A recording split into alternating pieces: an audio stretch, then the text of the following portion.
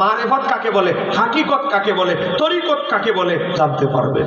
এ বাবা, কেন পীরের হাতে বায়াত হতে হবে?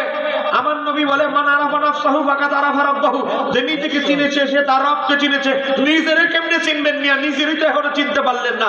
আমার গাউসু পাক বলে, আমার এই বইটা পড়ো, সিররুল আসরার, আমরা বাংলা নাম দিয়েছে তাসাউফ দর্শন, এটা পড়বেন, বুঝবেন গাউসু পাকের লেখা কিতাব কি জিনিস।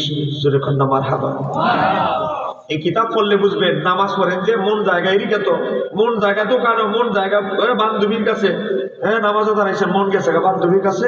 গাউসু পাক বলে এই কিতাবটা ভালো করে পড়লে বুঝবা নামাজের মধ্যে শয়তান যে তোমাদেরকে ধোঁকা দেয়, এটা থেকে কিভাবে বাঁচবা। জোরে কন্না মারহাবা। একটা মুড়ি দেওয়ার পর 40টা গুণ অর্জন করতে হবে।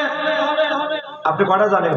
কিছু তো জানেন না, একটা গুণও ভালো করে জানেন না। এই গাউসু পাকের এই কিতাবটা নেন। এই 3টা বই, নামাজ শিক্ষা নারীদের উপরে, আর গাউসু পাকের এই